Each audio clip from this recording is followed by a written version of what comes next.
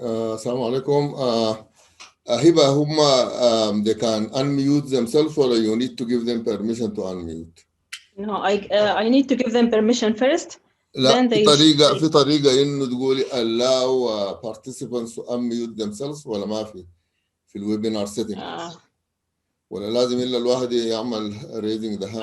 I can هم كلهم they are 30. I can allow all them. allow خلاص تمام.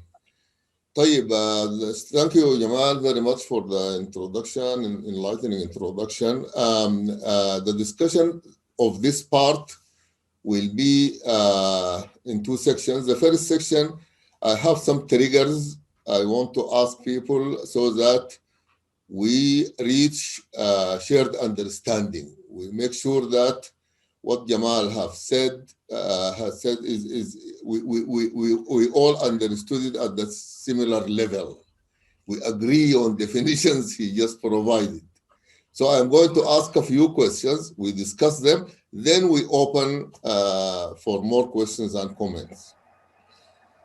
I will start from the last slide or few slides because it's an important issue. He described the qualities of good assessment, and he mentioned the number of criteria to check.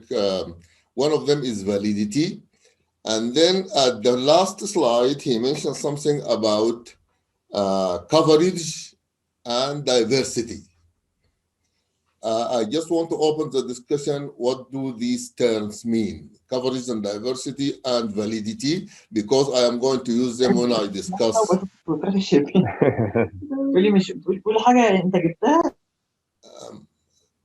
ايوه بدت المشاكل بتاعت الانميوتنج يا ايوه.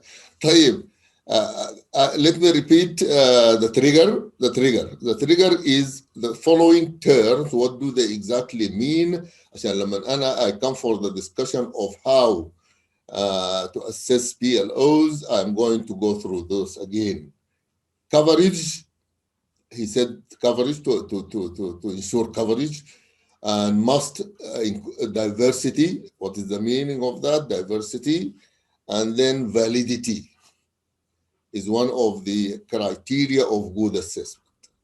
أيوة هنا, this is أيوة diversity and comprehensiveness to cover learning outcomes. For coverage و diversity, what do those mean? وعلاقته بشنو بكلمة validity. Anybody?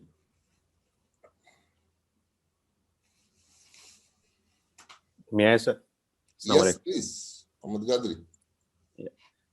I think, sir, this is in short what has been used in so much complicated words, terminology by NCAA. In short, we can say if the proper blueprinting is done, then its coverage is, we can assure that it's covered properly. So you jumped from what is it to how. How is what I'm going to discuss. Yes. So that my colleagues will understand instead of that. But what is it? Yeah. It means that whatever throughout the program, we have so many courses and so many topics has been taught to the students. And we have done, in our assessment, we have done a proper sampling so that our assessment is representing the each bits of it. This is what a proper diversity of and proper coverage of the exam, I thought.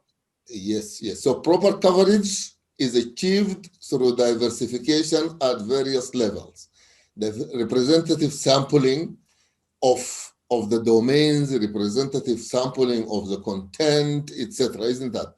So you should diversify. Even the types of questions you use, you diversify. Some of them are simple, some of them are complicated, some of them are level 1, some of them are level 3, and Jamal discussed the Bloom taxonomy, etc. So this is one important issue I'm going to address later on, because you need to ensure this validity, this coverage of learning outcomes, this diversity of learning and diversity of assessment. These are very important issues.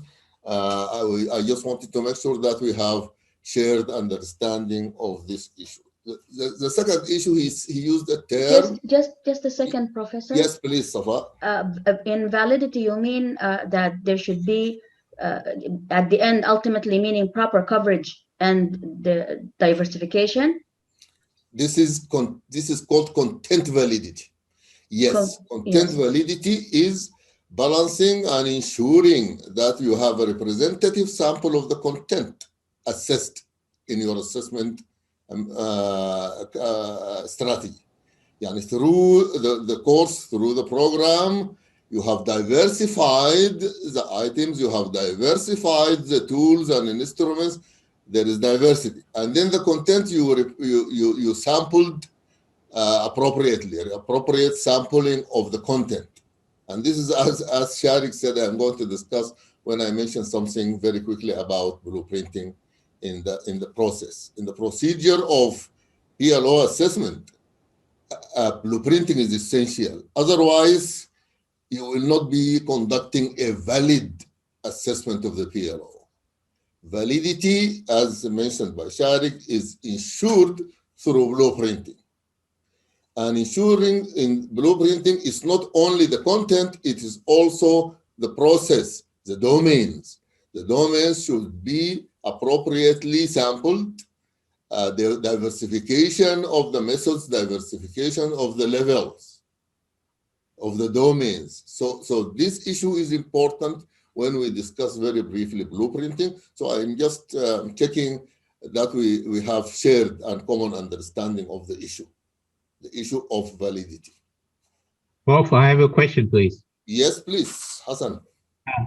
When you address the issue of validity Yes. and reliability, how do we consider the issue of bias in terms of a class which has a combined A student, B student, and probably C student?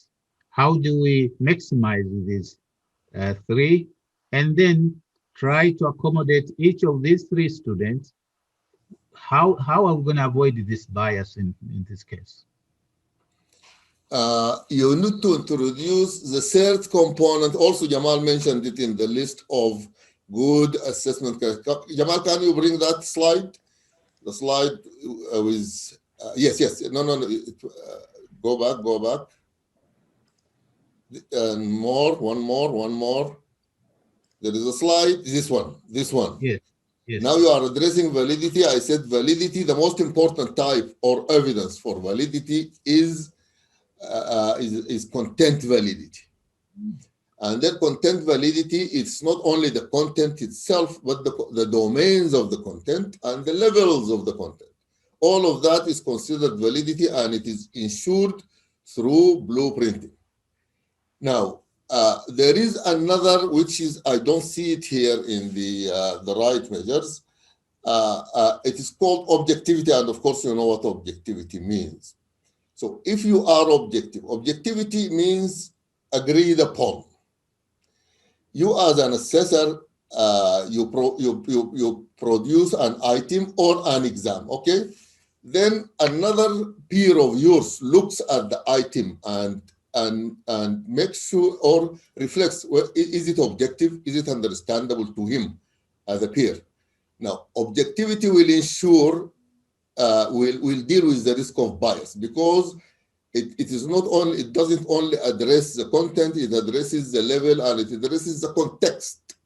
So if you give me an exam as a peer or a colleague, and I look at it and I tell you this exam is too difficult for the students, or you give me an item and then I say, no, this item is too difficult for the students. How do I know? I know because I know the students and I know what you are talking about. There are A students, there are B students. So if you ensure, in addition to validity and reliability, if you also ensure objectivity, then you minimize the risk of bias. Thank you. Okay. Now, one term, because it is important. Jamal, if you would like to comment on anything, you can. Yes, Doctor, if you can permit me, as I see, most questions they are dealing with the validity and reliability of the exam itself. My presentation is about the validity and reliability of the assessment process of the tool itself. I will not, because it is not a workshop that will discuss on the exam, how we build our exam. You have done many sessions about this. Now we are talking about the validity, how and the reliability of the measurement of the program learning outcome. What are the courses that I should select? Should I select content validity and diversification, the two issues? Yeah, should I select courses from the higher level or the lower level? Should I select courses where there are, as Dr. Hassan said, where are A's, B's, C's, there are diversity of students, or the good students? These criteria are not for the exam itself, are for the assessment of the PLO. Yes, an exam can be a tool, one tool from the tools. Here, when we tell triangulation, are there multiple lines for evidence? We should not use only one line of evidence. Don't guarantee that I will not be happy that I take the measure from only one exam. And I will say, yes, my learning outcome of this program is achieved because the average of grade of my student in the capstone courses is 80% of them, they get 80% of the mark. What they have done in the other courses, what they have done in an indirect measure, for example, in the prospection of their faculty, of their employee. So here, these criteria are for a good assessment of the program learning outcome or the student learning outcome. Okay, thank you. This is actually my question was also about assessment in general, not only exams. Yes. Even representative sampling and diversification of tools. Yes. You select different tools, representative tools to represent the different content and the different levels and the different domains. So the representation, this is one, coverage, and then diversification. They should be diverse, inclusive of the different levels, of the different domains. So diversification is also, thank you for explaining that. It applies to exams and it's applied to assessment in general. Okay, the second term, we are interested to have shared understanding. You mentioned self-reflection and self-reflection journal. Yes. What is that? Yes, for the indirect measure. دقيقة. And I want share understanding of the participants, not of the speakers. Shared understanding. I want to know whether they know what this self-reflection journal. Let us agree on the term. What is it? And then we discuss whether it is part of direct or indirect, depending on its definition. What is self-reflection journal?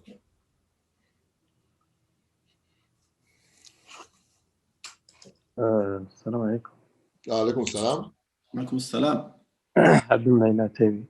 Who are you? Because we only see your mobile number.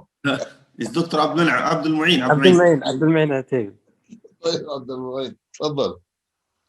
الله يعطيك العافية. We discussed about this last Thursday, about this specifically, self-reflection. Okay. It was about our course we did recently, the research methodology workshop. Actually, the self-reflection, what I understand that the participant in this should indicate their opinion, their reflection about the process. What was the errors or what was the problems they faced. So that's the understanding. Okay, this is the definition. Thank you very much. This is the definition of self-reflection. Now, what is a self-reflection journal? So as Dr. Abdul Mu'in mentioned, self-reflection is looking at your performance of an activity, critiquing it. So where did you do right? Where did you do not quite satisfactorily? What do you think you didn't do well? And then what are you going to do next time to improve your performance in similar activities? This is what it means by reflection. But what is a self-reflection journal. No.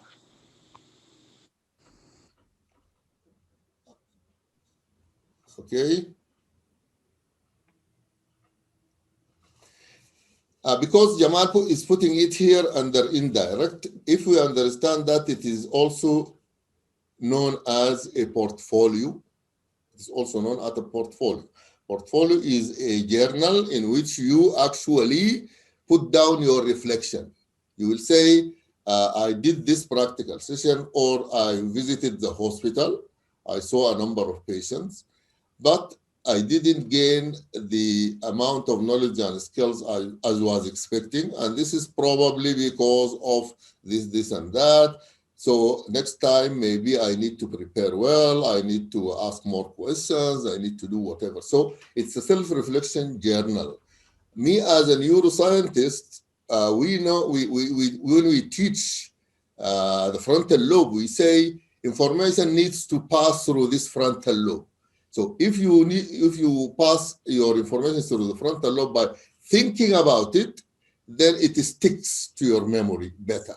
So self-reflection will help you, one, reinforce your learning. Two, critique and prepare an improvement plan for your own self. So this is what self-reflection journal is. Now let us come to the real question, and we'll give Jamal the first chance. Is it indirect or direct? Here, Doctor, this tool is generally supposed as an indirect tool to measure this specific learning outcome, the ability to work effectively in a team. Okay. Okay. Maybe in other learning outcome, this tool can be used as a direct measure. Because direct and indirect measure, it depends on the student, the learning outcome we want to measure it. But here, if we want to measure the ability to work effectively in a team, it is generally prohibited to use the opinion of one member of the team as a direct measure for the achievement of this learning outcome. Okay. Okay. Any comments from others? Doctor. I have a comment, Doctor. Yes, Hassan. Yes. I have a comment. I find it reflection a little bit more complicated, and I'm looking at it into the psychological perspective. Okay. We have different behavior, and from that we have what a term called egocentrism. So how can I reflect when I have my own ego, which if I ask Prof to tell me something, I will listen, but from my own perspective, I feel this is right. How can you challenge this one? Yeah, for this, Dr. Hassan. Yes, Dr. Hassan, complete, please. Do you understand what I mean? My question. Yes, Doctor, yes. Okay. Yeah, let's complete, Dr. Hassan. So you mean, is your question how to deal with egocentricity or what? That question, egocentrism, yes. Jamal, you have an answer? Your question, Doctor, is the self-reflection, the interaction of the self-reflection journal with the egocentrism, or how we deal with this problem? I am talking from my experience. Yes. When I work with Dr. Jamal, when I work with the professor, and all of us, we have different ego. Yes. I have my own ego. So Dr. Jamal, you are saying, Dr. Hassan, this should have done this way better than the way that you have done it. Yes. I keep saying this is the right way, Doctor, because of 1, 2, 3 factors. So how could you solve that? If I may answer, Jamal, self-reflection, Hassan, is self-reflection. So you do it in your comfort zone. Yes. You do it at home. You do it in your office. Nobody is arguing with you. You reflect on your experience. I attended an activity, and then now I am evaluating my performance in that activity. between me and myself. So I say I didn't do very well because of that. If you mean egocentricity, I know what you are talking about. Some of students, even in their reflective journals, they always praise themselves. So you as a teacher, you need to look at their journal and then ask some of you questions to show them that you cannot be that perfect. You need to critique some aspects so that you improve. So egocentricity, as you know, there are ways of dealing with it. If you observe it, if you can see it in the reflective journal, you direct the attention of the student to that fact. You are always saying you did very well. Do you always do that well? No shortcomings, no anything that you need to improve, whatever. So self-reflection itself it has got its own techniques. Jamal. طيب, if you permit, yes, Dr. Hassan, thank you for this good question. You raise a problem, which is egocentrism. طيب, here, my question, does the self-reflection journal help me to look on this issue or not? When I read the self-reflection journal for all my students, it will be clear for me as a teacher, this problem, this issue. So this measure, this self-reflection journal, is a measure that help me to verify if my students are able to work effectively in a team or not. This is how I will verify that this tool is adequate to the measure. Direct or indirect, we'll discuss. Dr. Abdullah, he think that he should be in the direct method. For this specific learning outcome, it is used everywhere. It's not I bring it from one school in USA. They are using this tool for this specific learning outcome as an indirect measure. Maybe for other specific learning outcome, we can discuss about it. But does the self-reflection journal help me to measure the student outcome that said the ability to work effectively or in a team? Yes, because you raise a problem, Dr. Hassan, the egocentrism, I can detect it from these reports. I can detect it and I can implement the plans to solve it. As the Prof said, there are many solutions to minimize or decrease this level of egocentrism.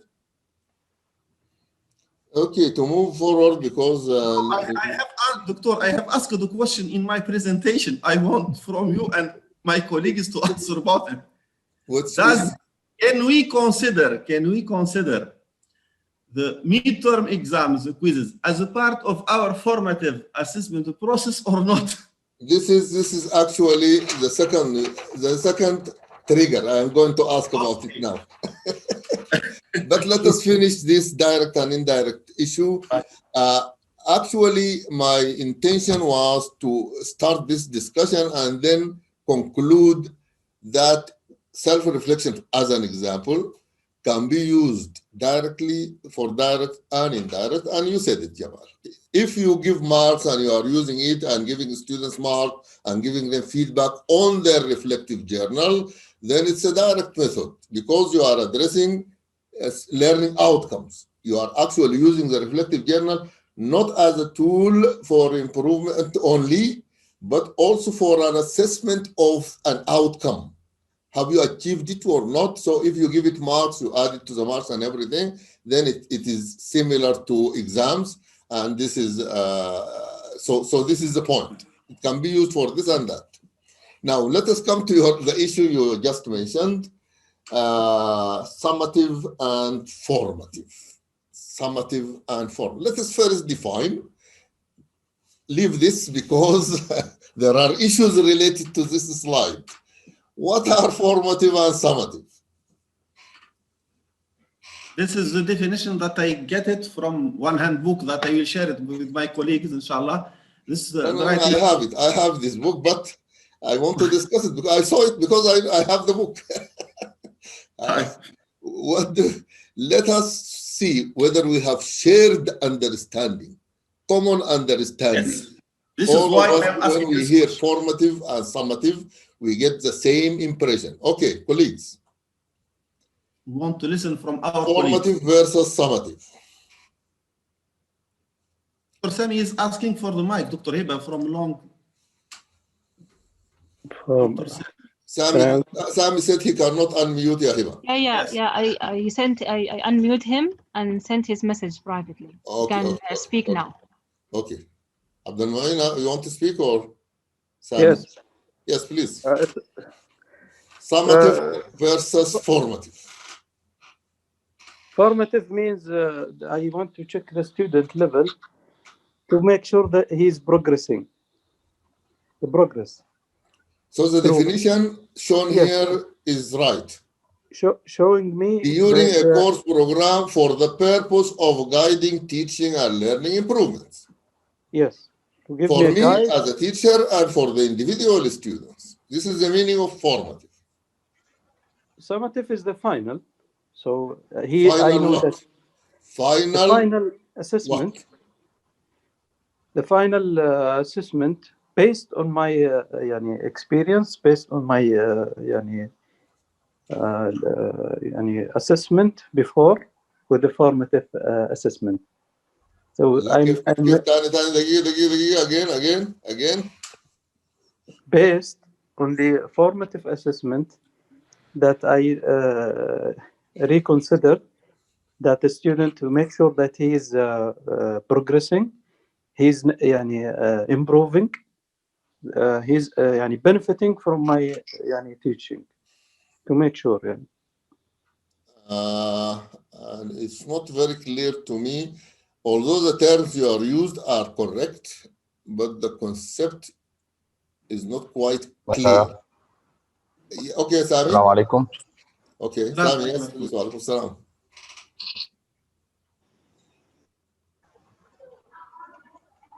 Sami. Yes, assalamu alaikum. I think for formative is the assessment for learning. It helps in learning, and summative help us to evaluate our students at the end of the course for purpose of graduation or for the purpose of continuity from level to level. So it is to learn, summative to learn and formative for learning. We use it and help us during the teaching activity. This is for formative. This is how we use them, but what are they? Because we need very clear definitions. The first one to me is clear, no issue with that. But the summative one, evidence of student learning gathered at the conclusion of a course program. I just want to make sure that people understand at the conclusion of a course program. And I underline this because this is the dilemma.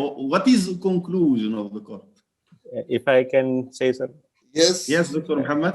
We can use the simple, I think we can use the simple word instead of conclusion. We can say at the end of the course or at the end of the program. The same, no problem. He understood, I think. Still, what do you mean? Let me ask it in a different way so that I make my point clear. Is the evidence gathered at the end or the conclusion, or the assessment activities are done at the end or the conclusion? Because these are two different things. Assessment is something, examinations is something else. We have final examinations. You have a table and you have a practical, a written, and MCQ. These are final examinations. But we have final assessment, which is the gathering of all the evidence at the conclusion. Gathering of the evidence at the conclusion of the course. I gather the evidence. Some of that evidence is already gathered through continuous assessment activities. And some of it is gathered through final assessment activities. And I gather all of that evidence. Any evidence that I am going to gather at the end to use it for decision making is called summative assessment. So summative assessment means even if it is gathered during the course, it is still for summative purposes. I'm going to gather it all at the end to use it for decision making. Is this student passing the course or not? Shall he be promoted to the next stage or not? Etc. I use it for decision making. While the formative one, I gather it during, but I'm using it for continuous learning improvement. Continuous improvement of the course itself. So this is the clear definition of formative versus summative. It needs to be very. Excuse me, Doctor. Yes, Ibtisam. Doctor, according to this, if I want to answer Dr. Jamal about the midterm exam, the midterm exam, it is considered as a summative. Very good. Because we use it as a conclusion to decision.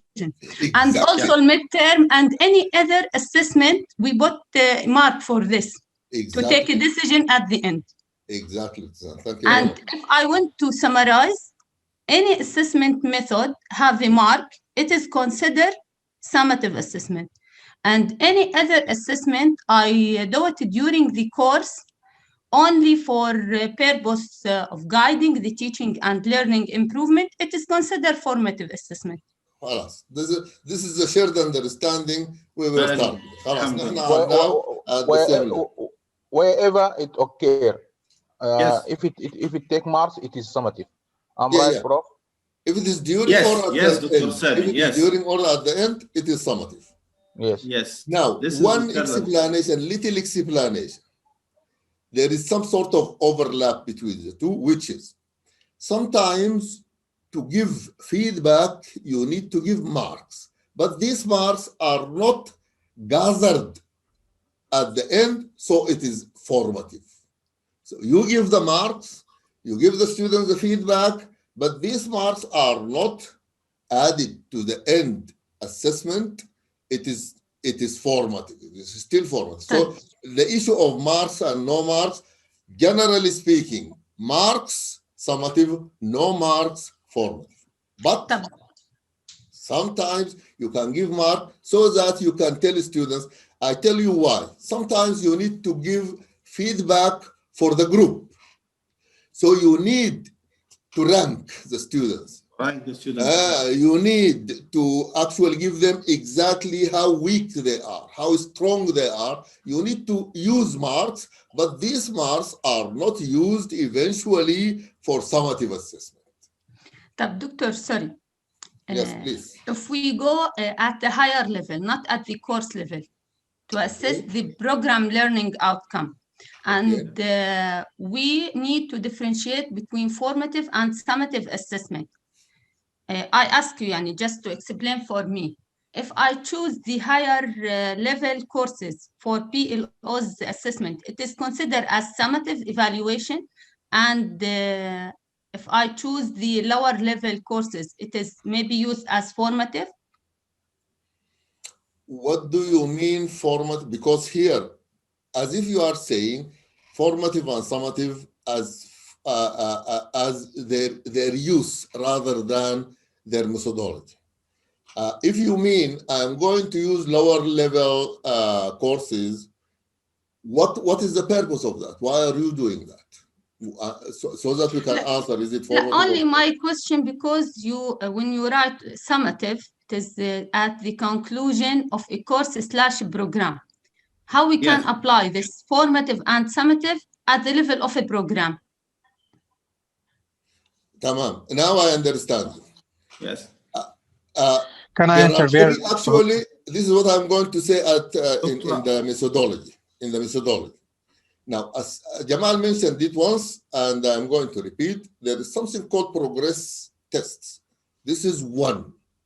So progress tests are used, although they are PLO assessment. They are PLO assessment, but they are used for the purpose of continuous improvement. So they are considered formative. But I can also use them for summative assessment because I can calculate the average of the students who do them at the end of the program, the 6-year students, and I can use those for summative assessment of the program, not of the course. So there they are considered as summative. But if I just use them for continuous improvement, they are considered as formative assessment of the program, the progress tests, the progress. Also, this is one level. Another level, by the way, you always produce course reports. If you, when you do the annual program report, when you do annual program report, if you use the PLO assessment for the annual program report, and then you produce action plans for improvement, you do not use them for reporting to accreditation or anything. This is formative. You get my point? You are using them now.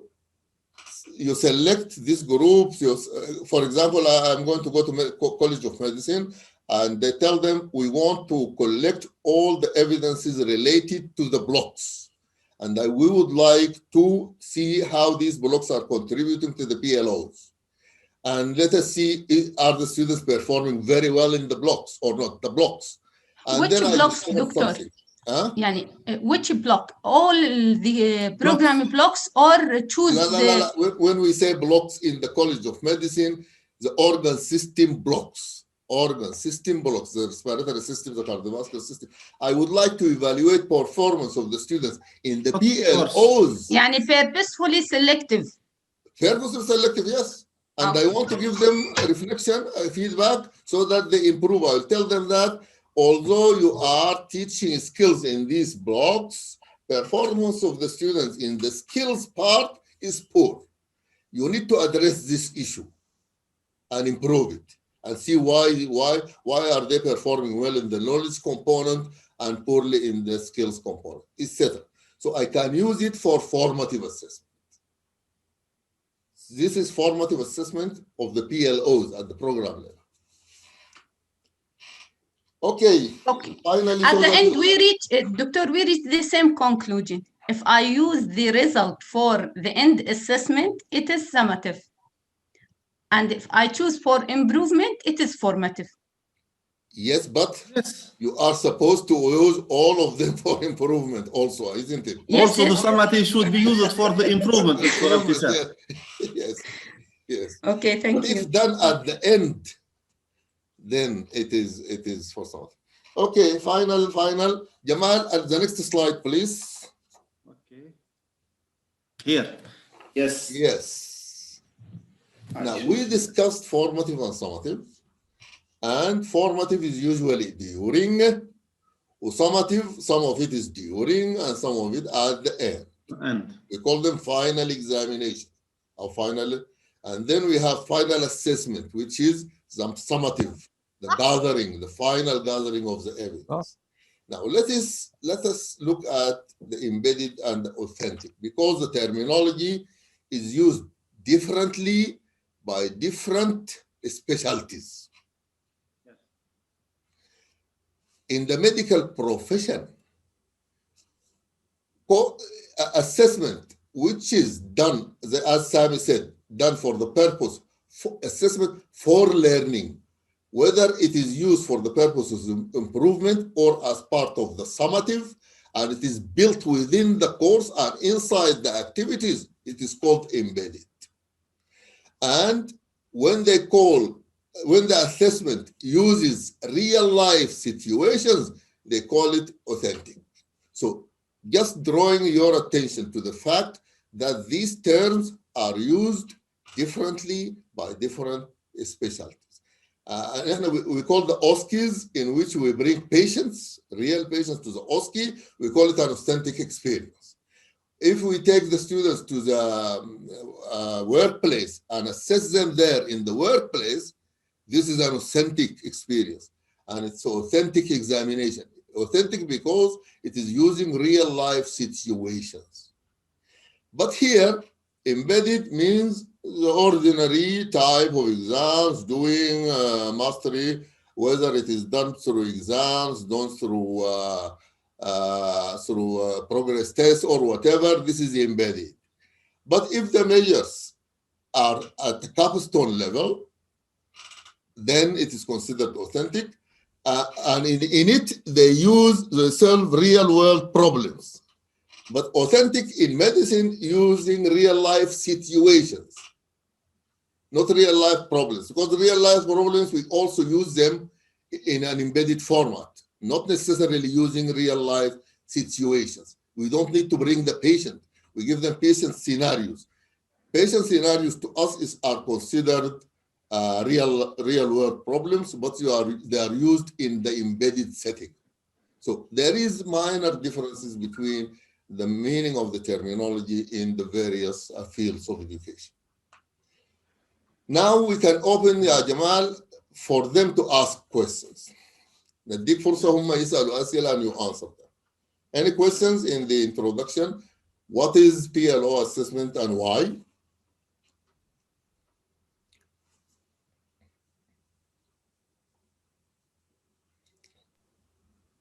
Okay, please, then.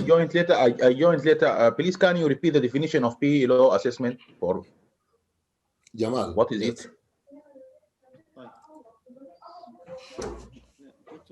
Jamal, you can answer that. Yes, doctor. What is the PLO assessment? Doctor, I will rejoin here this slide, Dr. Sami. The PLO assessment is a process to verify that the student achieve the learning outcome planned in my course or my program or my institution. What is the program learning outcome assessment? It can be either embedded. What's the meaning of embedded? As Prof said, that the definition of this term, it differs between specialties. But here in the assessment of program learning outcome, embedded, that means it is integrated within the curricular process itself. So some selected courses, I will gather the result of my student in this specific courses, and I will aggregate them to demonstrate that my student master this program learning outcome. Authentic, it is an assessment of the student, assessment of the learning of my student in a real world setting or a meaningful task that replicate the real world. Here, I give the example when I present example of the professional exam, the medical licensing exam, for example, Dr. Sami. When your students go and pass through this exam, they will practice in a real world setting to verify or to demonstrate that they master your program learning outcome planned in your MBBS program. This is what is the program learning outcome. The program learning outcome assessment can came from the parts of the program, the elements of the program, which are the courses, which are the internships, field experience internship, which are also the extracurricular activity, which are not considered now in our process. I gather the result from this course, and I will aggregate them to demonstrate that my student master the program. The selection of this course, Prof, in the next presentation will emphasize on this process, how we select the courses. Or also I can measure the program learning outcome achievement based on an authentic way. I hope I answer your question, Dr. Sam. Thank you. Thank you. Okay, now I think we move to how do we do it. So can you stop sharing so that I can start sharing? Yes, Doctor. Fadal.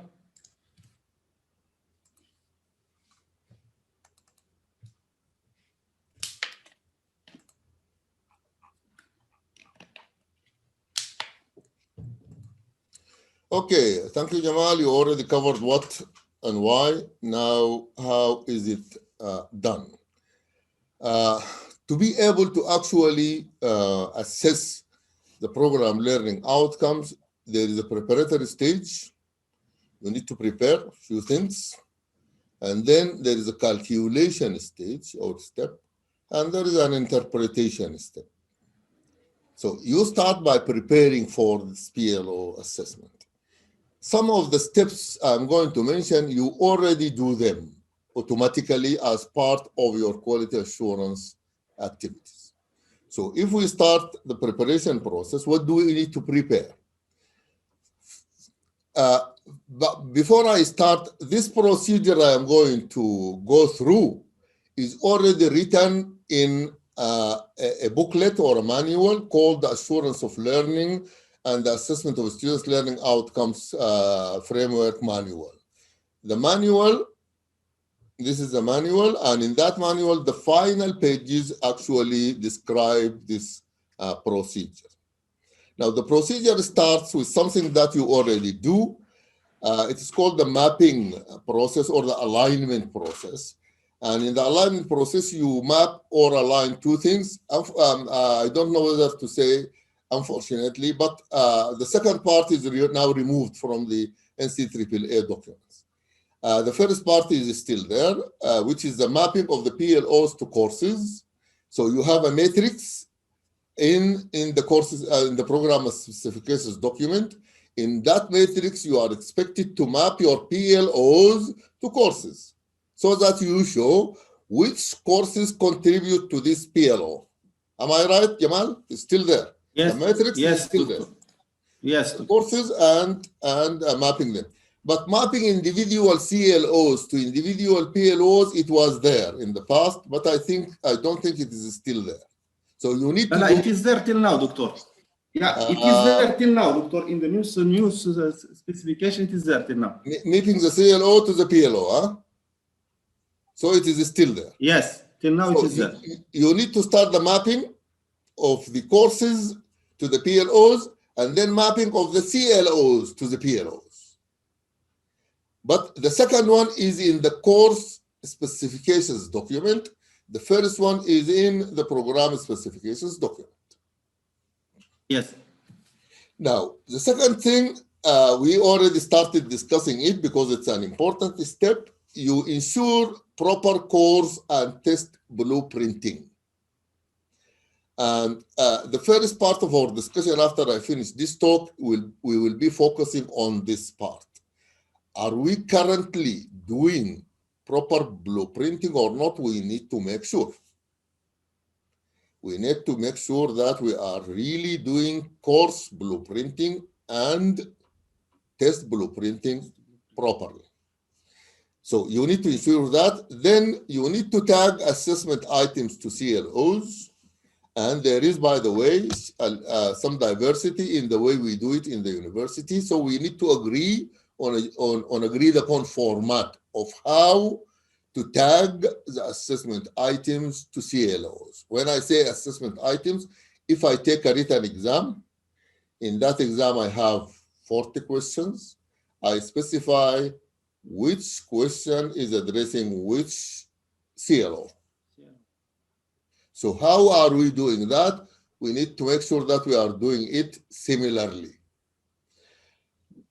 So the tagging process is an important one. And then you determine the performance indicator for each PLO. And this is done by the program at the program level. You look at the PLO number 1, and say, what do you consider as achievement of the indicator? So you need to specify an indicator, and there is a process for that. So this is the preparatory stage: the mapping, the blueprinting, the tagging, and the determination of the performance indicator for each PLO. Now, if I go through some of these, one slide for each. The mapping process, this is the one in the manual, and this is the one in the program specifications document, isn't it? دي يا جمال الحاجة اللي أنت بتتكلم عنها. Yes. But you are showing, mashallah, Doctor, you are showing the templates for 2020. Yes, values. But we are now working on the templates of 2018. طيب, I was going to ask you to explain this change briefly. There is no big change, Doctor. Here, is in the National Qualification Framework. You know, many of our colleagues, they know that this National Qualification Framework, he passed through several steps of improvement process, and they generate one in 2018. They call it the Saudi Qualification Framework, SAQF, and they're asking that all the program in the kingdom should comply with this SAQF. Last year, there is a second process of improvement of this qualification framework, and they changed little bit on the level. The Saqaf, he's working on 10 level, now he's working on only 8 level.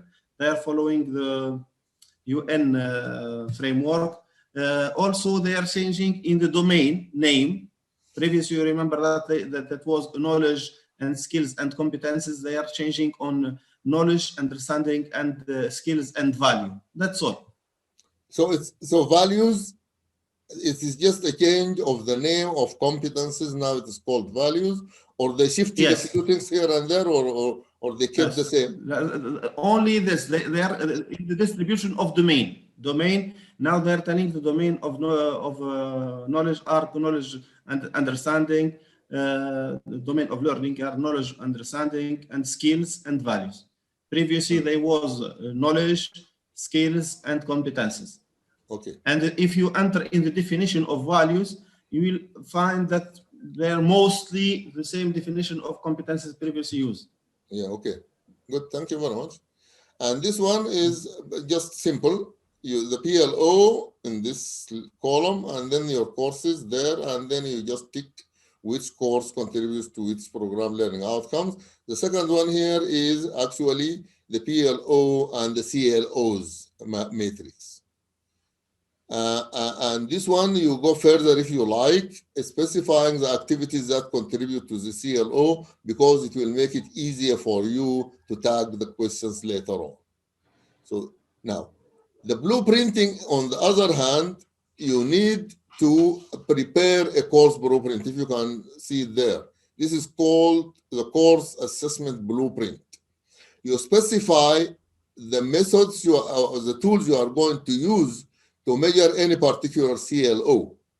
So for example, CLO 1, I'm going to use MCQs to measure this CLO, and this is usually covered in tutorial, in lecture 1 or lecture 2 and tutorial 1. And then I'm going to use OSCEs for this same CLO, but I'm going to do that for this same activities, etc. So you need proper blueprinting, and as I said earlier, later on we can open the discussion on this issue of blueprinting, because we would like to know what people are doing as far as course blueprinting is concerned, and what is the methodology they are using, so that we need to agree. Let us consider this as a consensus workshop. We discuss, we agree on how should we do, or how are we doing course blueprinting. Now, this will be followed by tagging of questions, and this, of course, you already do that. You specify the question and with what CLO the question is addressing. So these are the preparatory stages. You map. You first do the mapping of PLOs and courses, PLOs and CLOs. This is the mapping part. Then the course blueprinting part, you do the blueprinting, and then you do the tagging of the questions, and then the determination of the index for each PLO. And this is going to be a discussion item. We will discuss blueprinting, then how do we determine the PLO performance indicator. So when we come to the real calculation of the PLO index or level, as Jamal mentioned it, so the performance indices are calculated using the results of activities, including those of national exams, if possible. And this also requires some sort of discussion. Are we doing it, and how are we doing it? Are we including the results of the national exams, whether progress testing or the Saudi licensing exams or whatever? Are we calculating them in our performance indices or not? If you permit me, Doctor. Yes, Prof, please. The question before, are these national exams targeted to our PLOs or? If you want, this is the question should be, are we using them?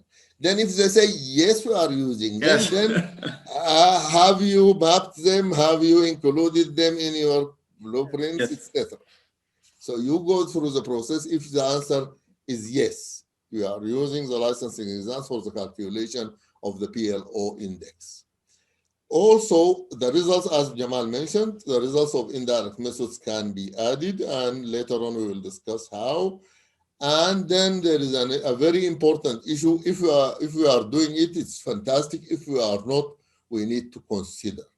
When we do the calculations, do we specify weight for each component or not?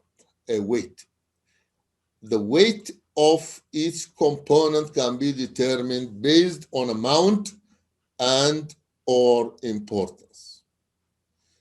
If I give examples, Jamal said we need to use direct and indirect methods.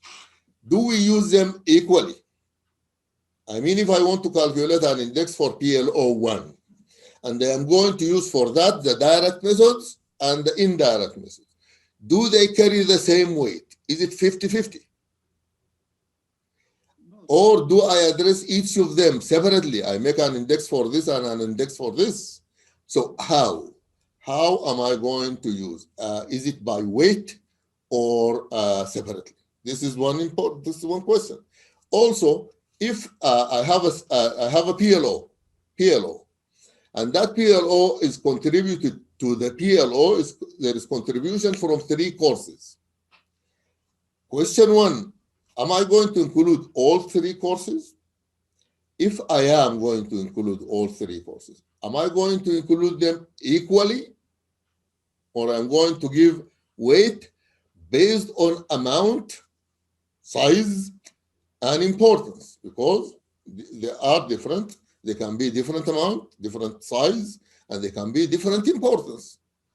One course is more important to the PLO than the other. Am I addressing this issue of weight or not? Because this is a very important issue. Now, this is one in the course learning outcomes in the course report, and this is the list of the CLOs, code and this is the target level and the actual level. What do you put here? Where do you get them from? What do you put here for as far as the course is concerned? And then if you have any comments, this is actually part of your course report. So we would like to know, how do you calculate this actual level, and how do you determine this target level, the criterion for success of achievement of this outcome? Now, at the level of the program, there is also this matrix. And in this matrix, as you can see, there is assessment methods, direct and indirect, and then the results and the performance target. How do you calculate this? And how do you determine this? How do you determine the target? And how do you calculate the actual result at the end of the year, in the annual program report? In our manual, there is a proposed methodology, and the proposed methodology includes the weighting, but you also can use it with or without the weighting. But this table shows you how to calculate the index and the weighted index. There is something called the index and the weighted index for each measurement instrument addressing any of the CLOs. And there is a table there showing for individual CLOs, how do you calculate, and then how do you group them together to calculate the index for a PLO. This is introduction, and then we will go back to that in the form of a discussion. The issues I raised on how I wanted to just highlight them, and then we start a discussion on how do you actually do them one by one. Now, at the end, you need, of course, to interpret the results. Well, interpretation will depend on the target performance indicator. And this one, we need to discuss first on what is the indicator and how do we determine what is it and how do we determine. Now, if it is barely achieved, for example, if you say, whatever, you say, let me use 75 without explaining 75 what. If 75 is my target and my actual is 72, I will keep the indicator. I will keep the indicator because I have not achieved the indicator. If poorly achieved, I mean, if it's 75 and I achieved, the achievement is 65, you need to check for the root cause or causes. You need to go back in your process to check why I said the performance index is going to be 75, and really it is in the real fact, it is 65 and not 75. The difference is large. I need to check for the root cause. If it is achieved, then I am going to determine a new target and so on. If I said 75 and my score is 76, I will say, okay, next time it is going to be 80, but based on what we need to discuss all of that. So this is the interpretation of the results. Okay, I'm just going to put the first slide, this one. First, if you have questions, I am open to questions. Then I am going to start the discussion. Questions and comments. حقوا نقول لجمال في الأول if you have any additional points. Yes, thank you. How? Yes, thank you, Doctor. You was clear. It was clear, your presentation. Thank you for the presentation. I have not a question, Doctor, but I have to link between my presentation and your presentation. I talk a lot about the criteria for success. Criteria for success. Always when we tell, as a teacher, that my objective or my learning outcome... Jamal, yes, Doctor. Because this is one of the important issues I want them to consider. Yes. Yes. So let me ask them how do they do it, then you can add your points. Alas? And I will not explain, only to link between the two presentations. I will not answer anything.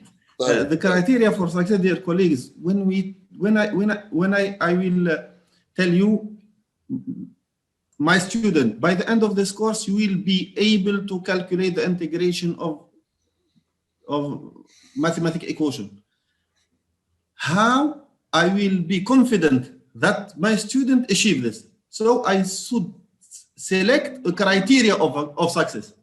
This is a Prof. Al-Manam, he tell it performance indicator. Good, it's a performance indicator. But the most important of this performance indicator is the statement of this performance indicator, also the criteria, or what you call it here, the target, Doctor. You call it the target. What is your target? Look there, Jamal. I said one of the steps, and here's the last step, we are going to discuss with them. Yes. How do you determine the performance indicator? And the criteria for success for this. Exactly. The target. And what are you going to use to actually calculate? Yes. So this issue we will discuss when we go through the points, these 4 points. These 4 points we are going to address, and then we will ask them first what do they do, and then we initiate a discussion, and then we proceed. First of all, let's gain time, Doctor. We have time to give our colleagues to discuss or to give questions. Yeah. More better. Let us start. First, yes. Do they have questions in the presentation? Anything which is not clear, let us clarify.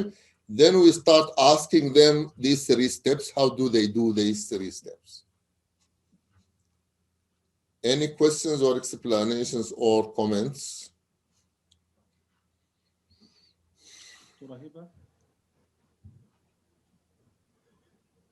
أيوة.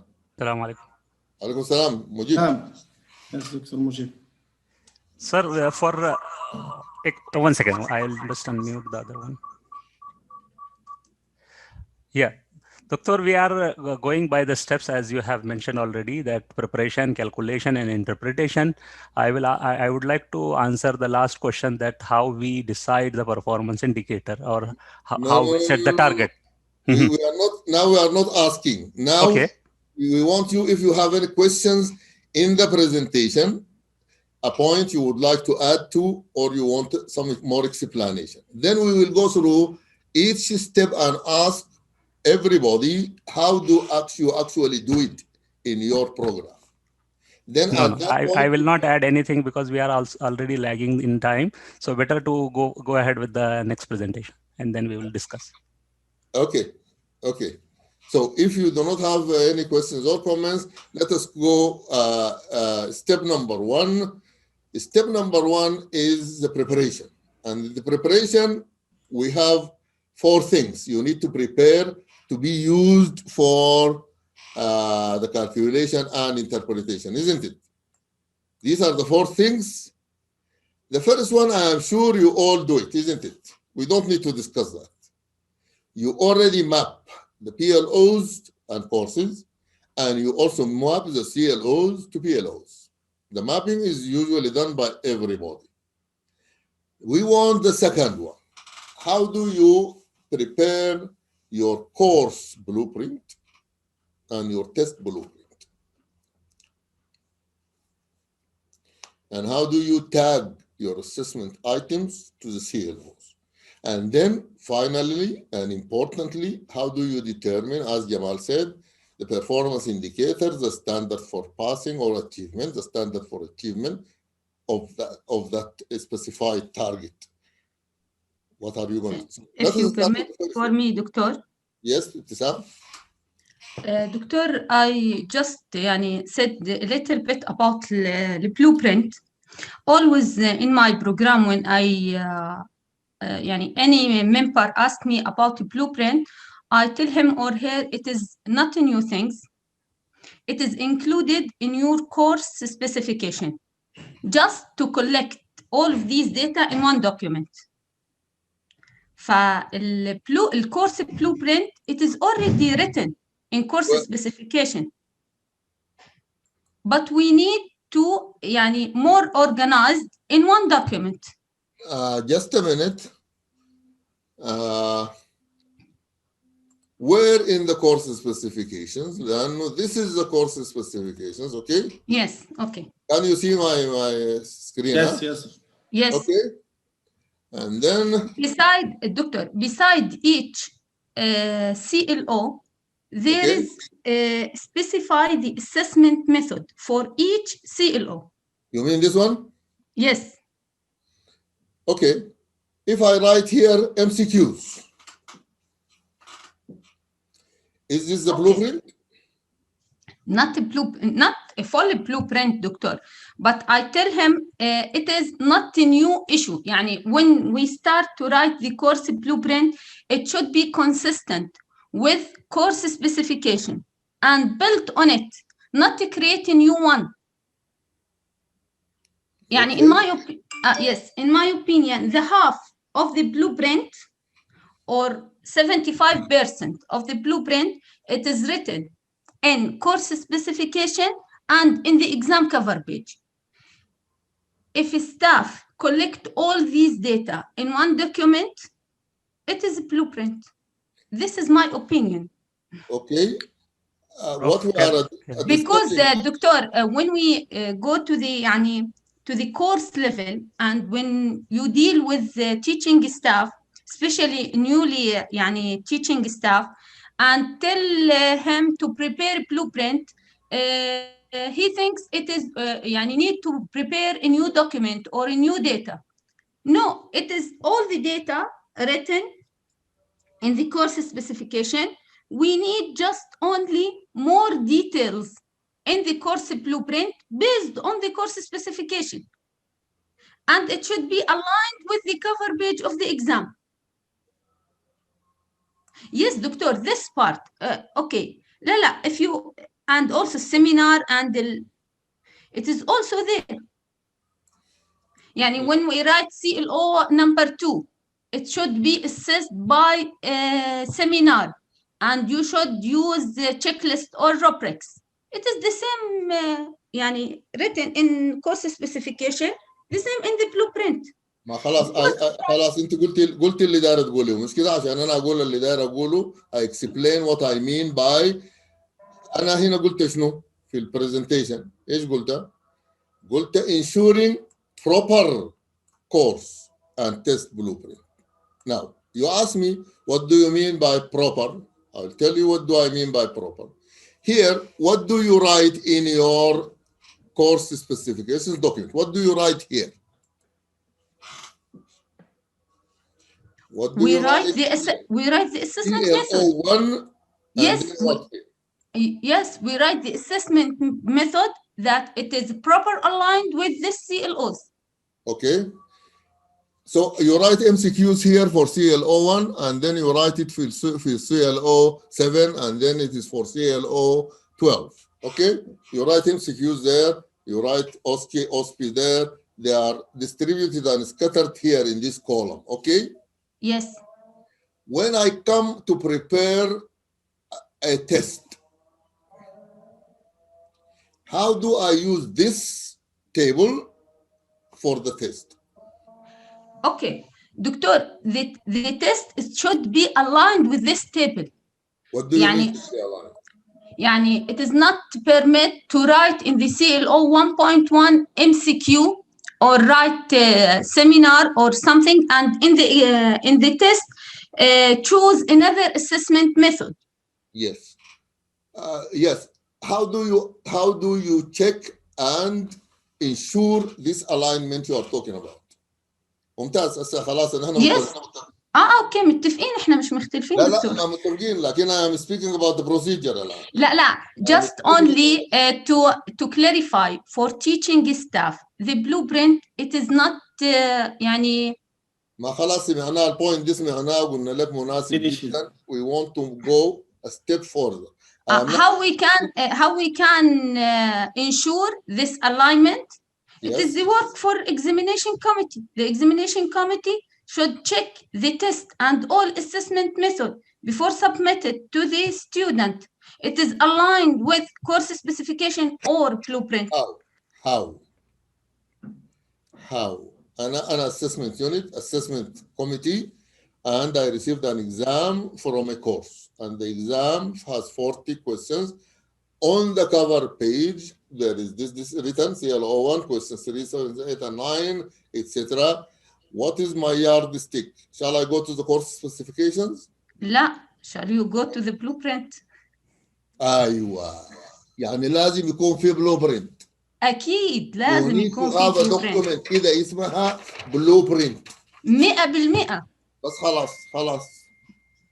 I rest my case. You need to do a course blueprint, and you need to do it properly, so that when the examination committee say guideline number 1, the exam must be compliant with the course blueprint. I will look at it and I look at the course blueprint. I say, yes, it is compliant, because in the course blueprint it says 3 questions are supposed to come from this, and 4 questions are supposed to come from this, and so on. So you need a blueprint, and then an exam blueprint, isn't it? This is the course blueprint. You need a procedure for the formulation of the blueprint, and you need a procedure for the approval of the blueprint. اللي هي عندكم يا دكتور ابتسام إنه لازم تكون في procedure for approval. يعني somebody needs to prepare. He will send it somewhere where it is approved. Then before submit for examination, the higher examination committee for medical education center. Yes. It should be approved at the level of the program to ensure it is aligned with course specification. خلاص تمام. This is the preparatory stage. خلاص. This is the blueprinting part. We agreed in you need to produce a course blueprint and test blueprint and get them approved. When you prepare your exams, you prepare your assessment strategy complete. Somebody needs to check your assessment strategy and ensure that it is compliant with the blueprint. So this is point number 1. How do you currently tag items? This is the second question. Sorry. Anybody wants to comment on the blueprinting issue? Because I think Mujib wanted to say something about blueprinting. Yes, doctor. How do you do it in College of Medicine program? In College of Medicine, each course has got a exam blueprint prepared. No. I'm talking about course blueprint. No, course blueprint, I agree with the Dr.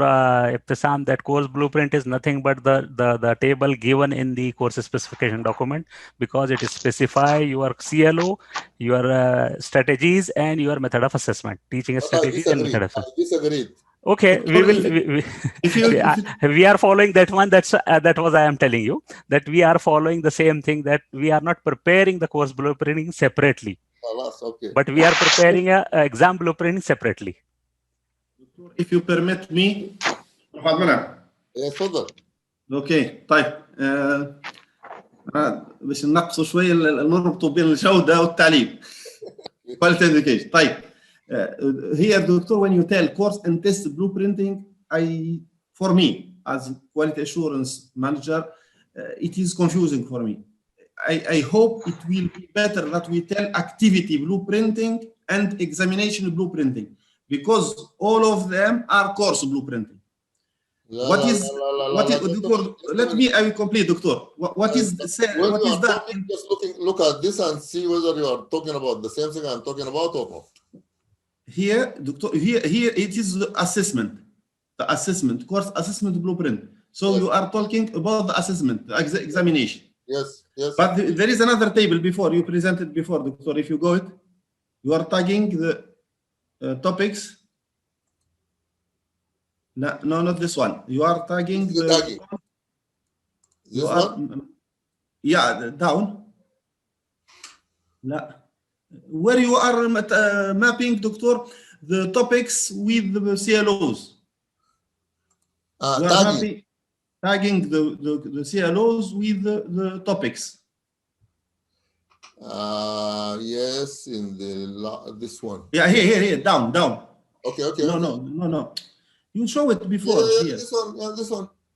He topic based, doctor. Topic based. Blueprint. Topic not based. CLOs based. Okay, because maybe I removed it. You snippet. أيوة. خلاص, okay, you can talk about it anyhow. So here what it is done, doctor, in the program specification, in the course specification. This is a framework to explain to my colleagues that the templates prepared by the NCAA is to simplify or to formalize the process of quality assurance. What Ibtisam shows, what you show in the course specification is the framework of the blueprinting, What Prof. Abdulmanam here is telling us is how to implement this framework. These are the steps. Yes, we begin from this one. As Ibtisam said, this is the beginning point, what you have planned to assure the quality of your course. But how to verify that I cover, we was talking in my presentation about the coverage, and Prof. Abdulmanam, he talked a lot about the coverage. How I will be sure that I cover all the content or the topics of my course without using this type of matrix, for example, this matrix that map the topics with my CLOs. Also, how I will be sure that I assess all my planned CLOs without using this kind of mapping. What is inside the templates of the NCAA is like a framework of the blueprinting, not the full blueprinting itself. If we want to go deeper for the implementation of this process, we need other documents. These documents are told. But for my point of view, doctor, because the course blueprinting, it englobes all the educational process in the course, which is assessment, which is teaching, learning. So I hope if it is better to say that it is activity blueprinting and assessment. Also, the assessment is an activity or the course blueprinting. Why we are extracting examination blueprinting itself? Just a minute. Look at this. This is the document. The first step is mapping the PLOs to courses. خلاص? This is clear. This course will contribute to this PLO. This course 4 does not contribute to PLO 1. خلاص. This is the mapping. Now, the next step is the mapping of the CLOs to the PLOs. خلاص? This is the second step. So CLO1 and 3 will contribute to PLO1. خلاص? We done with that. We mapped the CLOs to the PLOs. The next step to make life easy, you map your activities to your CLOs. So topic 1, lecture 1, or topic 1, lecture 2, or topic 1, tutorial 1 are going to contribute to CLO 1. This is the third level of mapping. Let me finish. This is the course blueprint. I will say for CLO 1, in the MCQs test, I am going to use lecture 1 or lecture 2, tutorial 1. On the OSCE for CLO1, there is nothing. On the logbook, there is nothing. But for CLO2, there is this is an activities. So when I come to those activities, and I will specify how many questions are going to come from activity 1 based on size and importance, how many questions are going to come from activity 2 based on size and importance, and then produce a test blueprint. I produce a test blueprint. This is test blueprint. This is the proposed procedure. Yes, if I may correct, Doctor. So you are using, if you permit me, Prof. Yes, please. If I understand why we are passing through the process of the blueprinting of the topics or the activity, is to know about the size or the amount of participation of this in your assessment. Is to calculate to ensure validity, to ensure coverage, representation. Yes. Assalamu alaikum. Doctor, may I say add one point over here, sir? Yeah. Yes. So actually, when Dr. Mujib has shared about our experience in the medicine, actually, I'm not rejecting what he has said.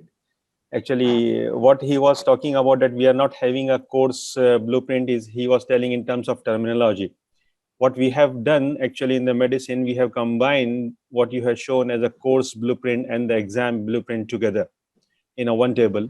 And we have given it as a name of that block or the course exam blueprint. But actually we have combined both of these tables, what you have shown to us. So in our exam blueprint, actually we have a CLO, and in the next column aligned to it, we have lectures or topics that is covering that CLO. And in the next few columns, we have added 3 or 4 columns for all the exams, say exam 1, exam 2, and the OSPE and so on. And in each exam, we are showing how many MCQs, how many SAQs, or how many different forms of questions we are adding to it. So I just want to clarify that we are having a course blueprint and the exam blueprint that is combined together. I think Dr. Mujib will agree with me in that point. Okay. Now, one more question so that we enrich the discussion. I see tagging of questions or mapping of questions to CLOs on the cover page of the exam. Am I right? Yes. How is that done, and how is it verified? Doctor. Yes. We agree with you. We need a separate document for a course, a whole course blueprint, CLOs based and topic based. It is mandatory, in my opinion. But just only the base of these blueprint, it should be the course specification. Absolutely. Totally agree. Yes. Totally agree. Jamal Galek, that is the framework. The framework, yes. على اساس احدد لك انت ما تطلع من الفريمورك. هلا if we find an MCQs ل CLO انت هناك في الكورس سبيسيفيكيشن قلت you are not going to use MCQs for that. Yes. لازم تكون انت totally compliant. How to verify our cover page in the exam? How it is prepared and how is it verified? The only way to prepare it correctly and to verify it, should have a proper prepared course blueprint. Exactly. لكن الآن tell me how it is done now. Wallahi, how it is done now, I can't tell you about all the university. I can tell you about myself. Tell me as a teacher. Tell me as a teacher. For When me, you I will prepare your repeat. exam, Okay, for me, I will repeat the same information. I do my blueprint based on the course specification. Then I do the course blueprint, distribute the lecture and topics in the assessment activities and the CLOs. Then I do a test or assessment blueprint for tests, for quizzes, for seminar, for any assessment activity. In my course, CLOs based and topic based. okay. خلص. لا وريني قول لي أنا I now want to prepare an MCQ test. Yes. Where is your starting point? A starting point from if I خلاص neglect the course specification because I prepare my course blueprint. I will start from my course blueprint. تمام. Okay. I will choose the topics. For example, if the midterm exam in the first, second, and third lectures, okay? I will return to the course blueprint. This is 3 lectures. Will cover which CLOs, and this CLOs, it is aligned with which assessment methods, okay? If I find this lecture 1 and lecture 2, I should write MCQ questions and MCQ and written exam. I will find the proper weight for these topic, and I will write my exam according to these information. So to say it in another way, if I want to prepare an MCQ's part of the written exam, I will bring the test blueprint for the MCQ exam. And in that test blueprint, I already specified from lecture 1, I need three questions. Sorry, Doctor, هذا الideal, but الactual I think إنه بينعمل بالعكس. يعني reverse engineering. Yes, we write the exam, then they tag them to the CLOs. Yes, I think. Okay. As far as our medicine is concerned, no, we are not doing a reverse engineering. In the medicine, actually, we are preparing our course blueprint first and exam blueprint. Other issues, huh? Okay. Yeah. And we are sending actually we have many teachers in one course, not single teachers. So we are sending the blueprint and requesting the questions on the basis of the blueprint. And we have exam committee to verify it. We have 2 points for verification. First of all, the course organizer is checking that the questions submitted by the teachers, they are according to blueprint or not, number as well as the topics that is requested in the blueprint. And the second check is at the exam committee. Exam committee is also checking whether it's coming according to blueprint or not. If it is not, it is rejected and sent back to the faculty. Okay, good. And the third check is after the exam of the post-exam analysis that is coming. Okay. Okay, thank you, Shari. Thank you, Shari. One more point. The weighting we are not going to discuss because. Excuse me, Dr. Prof. Have we a participant from the College of Pharmacy? We want to listen from them. I think Bashir is there. Are there? Yes, we have, Doctor. Yes, Prof, please. Yes, yeah. We want to listen to how are you, Dr. experience. Regarding blueprint, we have exam blueprint, and we are doing the same steps as Dr. Mujib said. But for course blueprint, actually, we are trying to prepare course blueprint these days. We didn't finish it, to be honest with you. Okay, good. Thank you, Onem. Thank you. You are welcome. 2 more points before the person. Anybody wants to speak? Say, I'm hearing somebody. Okay, the issue of weighing we are not going to address now. How do I determine the weights? I mean, you said in the blueprint you will say we need 3 questions from this, we need 2 questions from this. I'm not going to go into how do you determine this number, because this should be determined based on size and importance. But this is just the point I'm going to raise, and I will leave it to you to think about it and come with a process for doing that. But there is an important issue I also want to raise it so people start thinking about it. Because I was teaching, I used to receive blueprints, and they will ask me, please prepare 4 questions, 2 questions K1, 2 questions K2. Also, we need to actually address this issue. How much of this and how much of that? How do you specify and determine, and how do we verify? Is it just simple numbers, 2 from here and 2 from here, or it is based on something? This is another issue related to weight. So weight as far as content is concerned, and weight as far as the level of the questions are concerned, this we need to agree upon sometime. Maybe now it is too late to discuss this issue. But this is the last point I wanted to raise regarding the blueprinting, because we need to just finish in a little while. Sorry for keeping you for more than the specified time. But okay, let us say we already done this, done the preparations al-asasiyah. This, we cannot close this session without discussing this, ya Jamal. Yes, it is very important how to determine. How do you determine the performance indicator? نسمع من شادق وابتسام ومن ناس الصيدلة.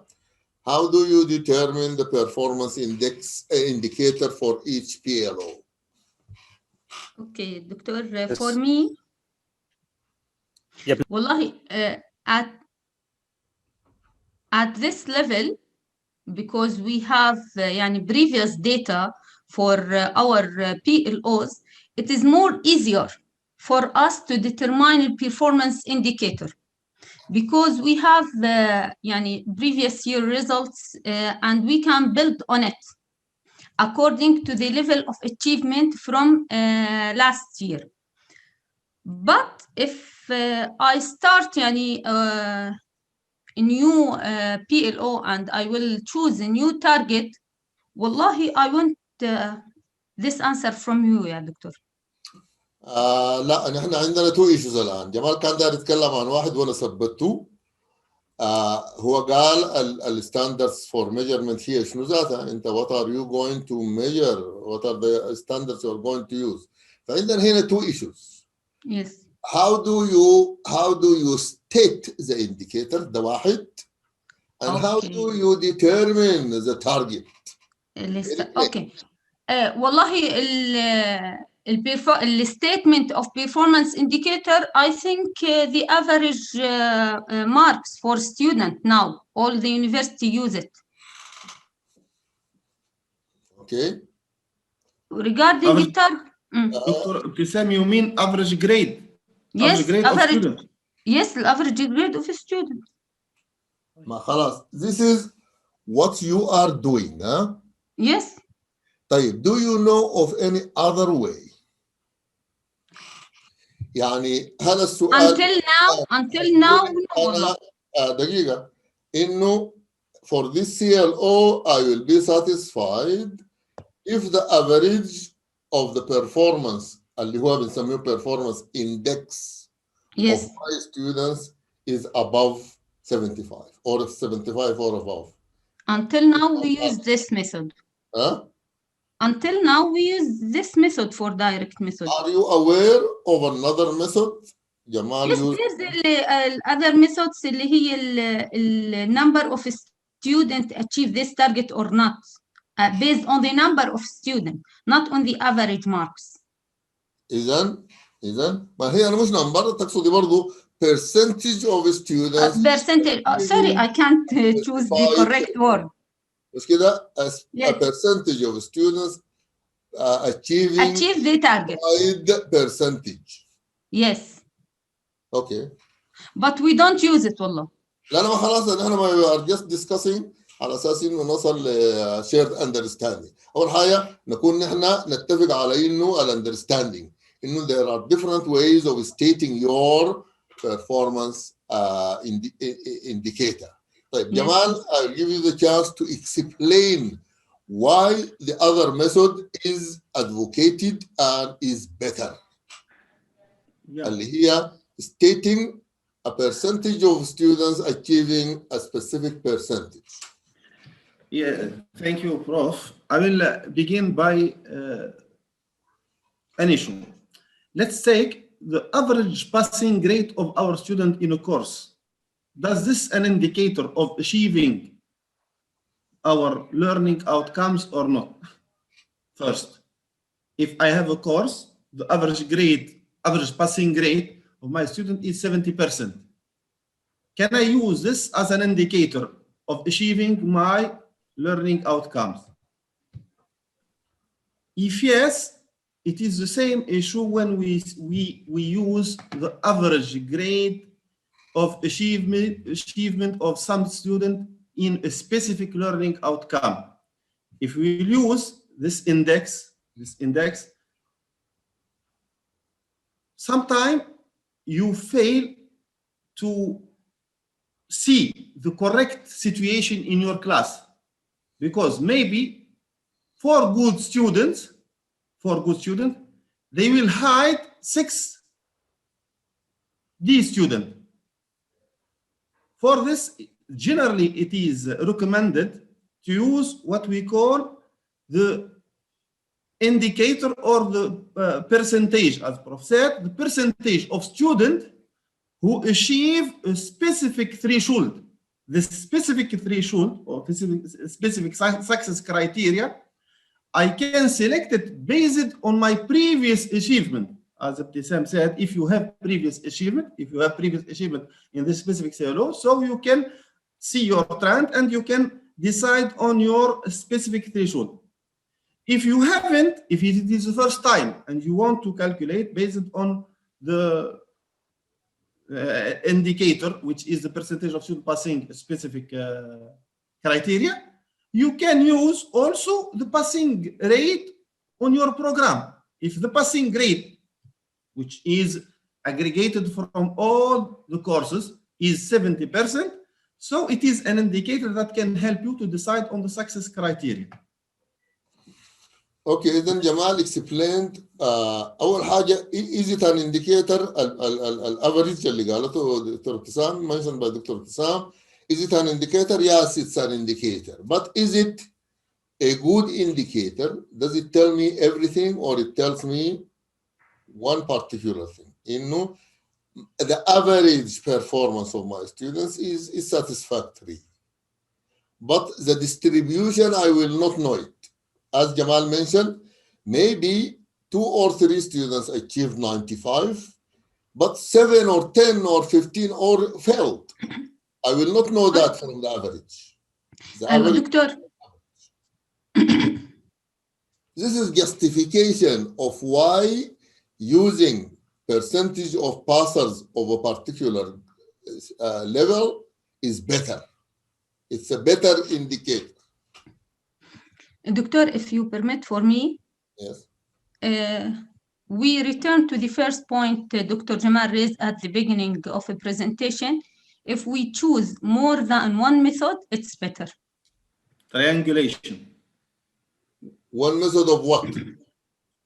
For success criteria also, if we applied, not only for triangulation, Doctor, he is subjective or objective methods, also for success criteria. If we choose the average index for the marks and then the percentage of students achieve this success criteria and compare between these 2 methods, it will lie better. ممتاز. I want you to state الكلام اللي انت قلتيه ده عشان let us agree انه this is our target statement يا جماعة. Let us work towards it. إن شاء الله. طيب تقدري تعملي لها statement ولا أنا أعمل الستيتمنت؟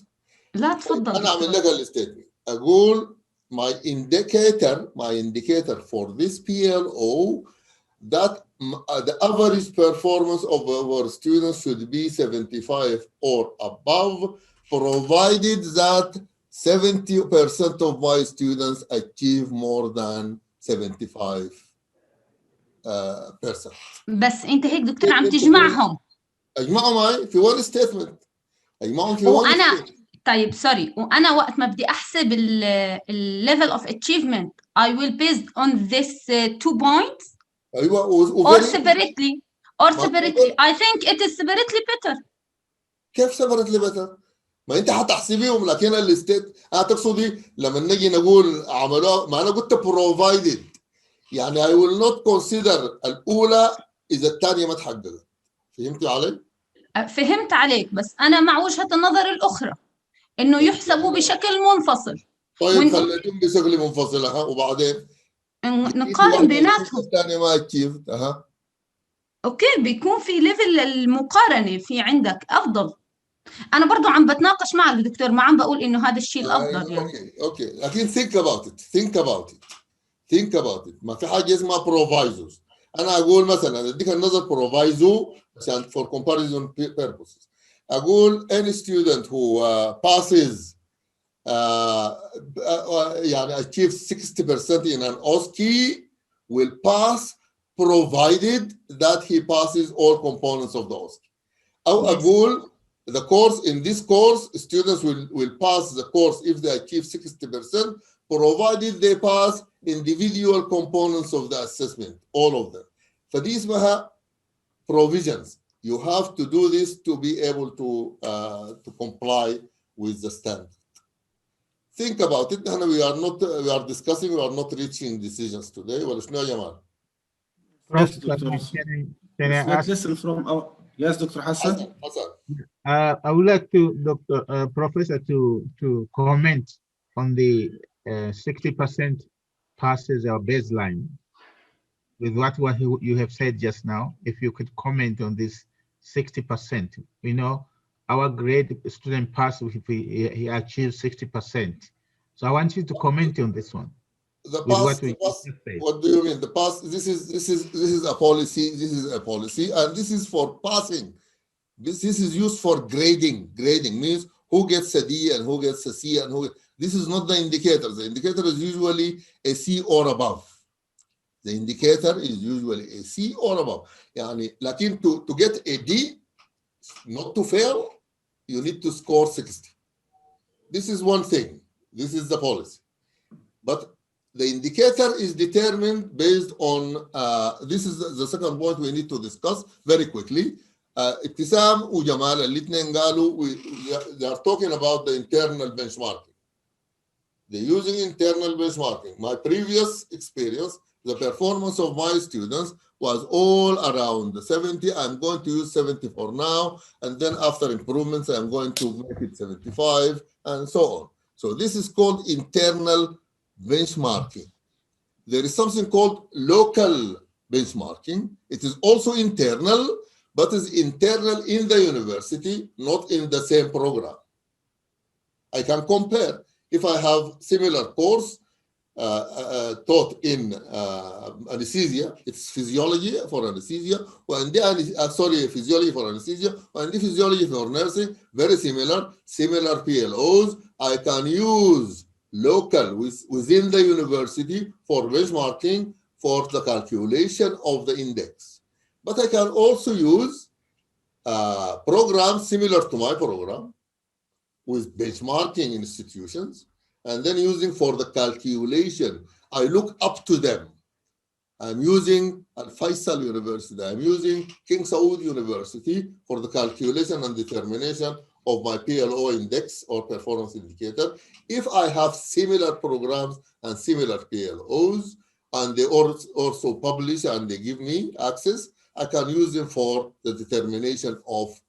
So we have internal, we have local, we have regional, and we have international.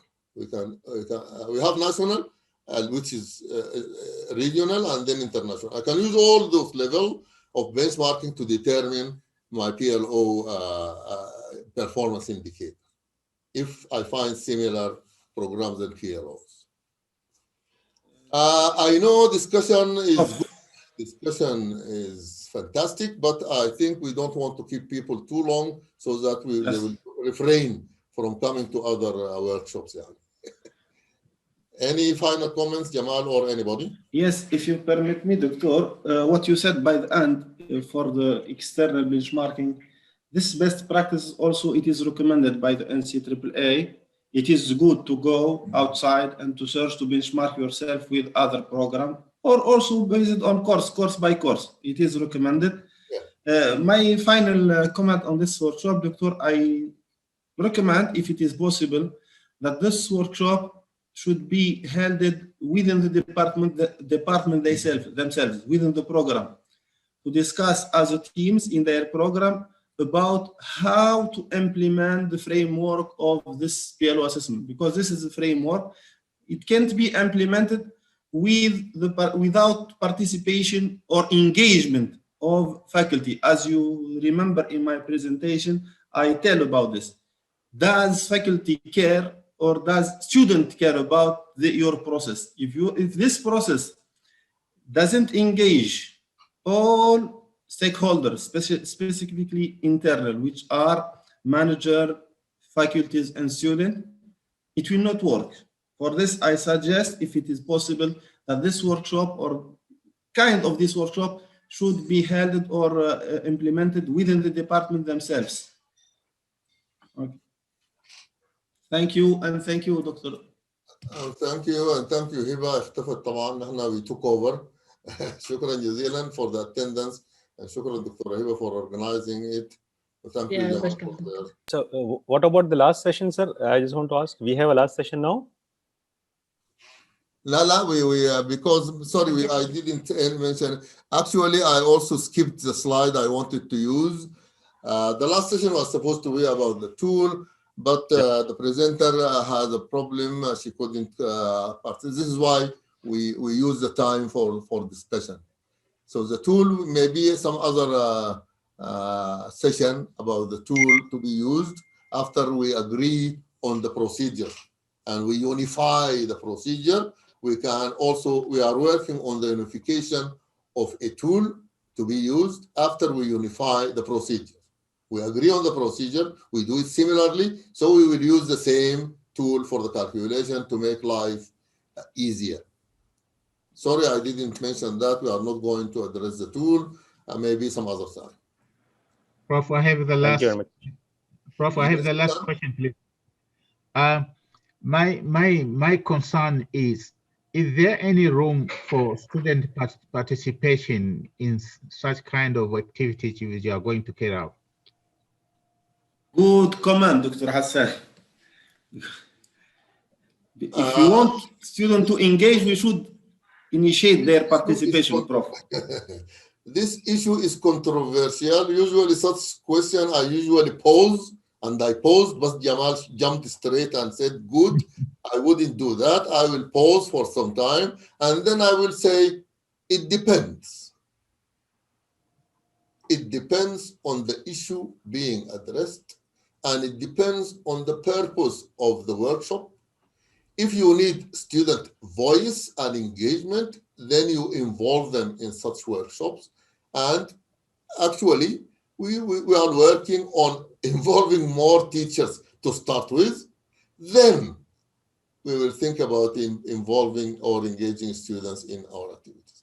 We had the test of that, and maybe in some issues our students might not be ready for being involved in such the journal matrix workshop. Whoever attended it with us, the students asked questions which indicated that they didn't get the idea.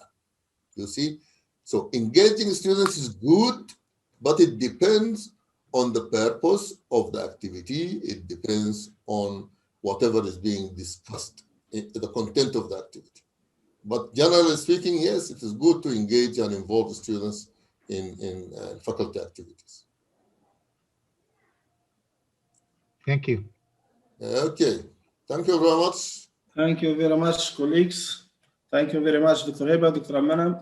Thank you. You're welcome. Bye-bye.